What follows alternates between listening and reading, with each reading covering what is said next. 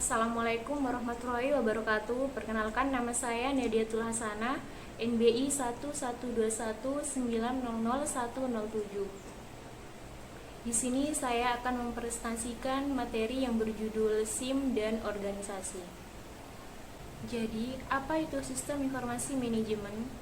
Sistem informasi manajemen adalah sekumpulan atau sekelompok proses di mana data dapat diolah, dianalisis, dan ditampilkan supaya berguna sebagai pengambilan keputusan.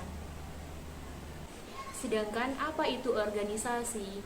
Organisasi adalah dua atau lebih orang yang berada dalam satu wadah yang sama dan memiliki satu tujuan. Baik, selanjutnya hubungan sistem informasi manajemen dan organisasi. Hubungan sistem informasi manajemen dan organisasi yang pertama adalah komponen pendukung kegiatan organisasi, kedua, memberikan bantuan dalam pengambilan keputusan, ketiga, mengintegrasikan data dan informasi yang dibutuhkan, keempat, penyimpanan data dan informasi, kelima, bantuan pemberian layanan pada pelanggan. Jadi, menurut saya, sistem informasi manajemen sangat membantu kegiatan organisasi maupun pada saat pengambilan keputusan. Dari ini bisa dikatakan bahwa organisasi selalu membutuhkan sistem informasi manajemen untuk mencapai tujuan kegiatan organisasi. Selanjutnya, contoh sistem informasi manajemen dalam perusahaan atau organisasi. Yang pertama, Enterprise Resource Planning atau ERP atau biasa disebut perencanaan sumber daya perusahaan. ERP merupakan sebuah sistem terintegrasi yang memudahkan manajemen dalam melakukan perencanaan terhadap sumber yang dimiliki. ERP menggunakan teknologi yang berupa perangkat lunak atau software dan perangkat keras atau hardware yang merangkum aktivitas perusahaan dan mengolahnya menjadi sebuah informasi. Yang kedua, Transaction Processing System atau TPS dan biasa disebut sistem pemrosesan transaksi. TPS adalah sistem informasi manajemen yang mencatat, mengumpulkan, menyimpan, dan mengolah semua data transaksi bisnis yang bervolume besar dan bervariasi. Yang ketiga, Office Automation System atau OAS dan biasa disebut sistem otomatis. OAS adalah sistem informasi manajemen yang menggabungkan beberapa peralatan teknologi informasi yang berfungsi mengolah dan mengirimkan data-data berbentuk komunikasi elektronik atau virtual. Yang keempat, Knowledge Work System atau KWS dan biasa disebut sistem kerja pengetahuan.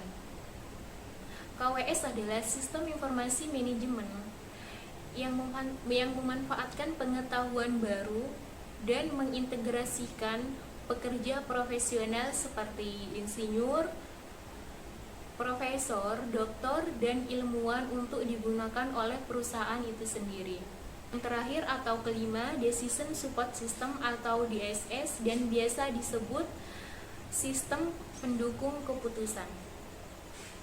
DSS adalah sistem informasi manajemen yang berbasis komputer yang mengamati lingkungan perusahaan dan mendukung informasi dalam pengambilan keputusan bisnis. Selanjutnya, komponen suatu organisasi. Di dalam suatu organisasi terdapat 5 komponen. Yang pertama, tempat kerja, kedua, sumber daya manusia, ketiga, budaya organisasi, keempat, kekayaan atau aset, dan yang terakhir, pengaruh. Yang pertama, saya akan membahas tentang tempat kerja.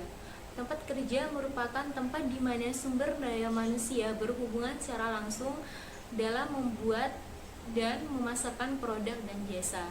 Yang kedua, sumber daya manusia.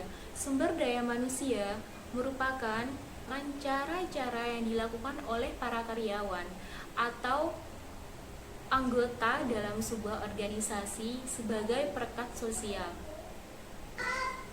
Komponen keempat yaitu kekayaan atau aset. Kekayaan atau aset memiliki 2 jenis. Yang pertama, tangible asset seperti gedung, mesin, peralatan, produk, mobil, dan lain-lain. Sedangkan intangible asset atau jenis yang kedua seperti hak paten dan hak cipta. Komponen kelima yaitu pengaruh.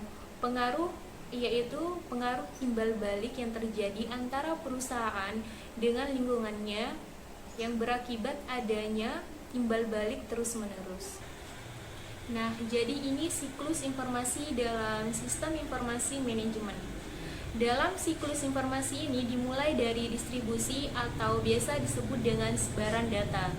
Jadi, data tersebut disebarkan lalu dikumpulkan pada pengumpulan data dan diinput atau dimasukkan ke dalam siklus yang selanjutnya yaitu pengelolaan data. Di dalam pengelolaan data, data akan dimanipulasi dan diproses sesuai data yang dikumpulkan pertama. Setelah data diolah, maka terbentuklah input atau keluaran, yaitu bentuk yang sudah dapat digunakan. Selanjutnya, keuntungan sistem informasi manajemen dalam organisasi. Yang pertama, dapat meningkatkan keuntungan perusahaan atau organisasi, mengurangi biaya bisnis, meningkatkan pangsa pasar atau jangkauan dan variasi produk, perbaikan relasi pelanggan atau pelayanan pelanggan, meningkatkan efisiensi, dapat memperbaiki dalam pengambilan keputusan, pemenuhan peraturan lebih baik dan teratur, kesalahan lebih sedikit, perbaikan keamanan dan kapasitas lebih banyak atau besar.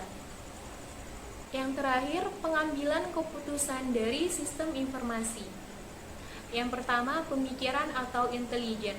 Pemikiran dalam pengambilan keputusan ini adalah menyelidiki kondisi lingkungan yang memerlukan keputusan.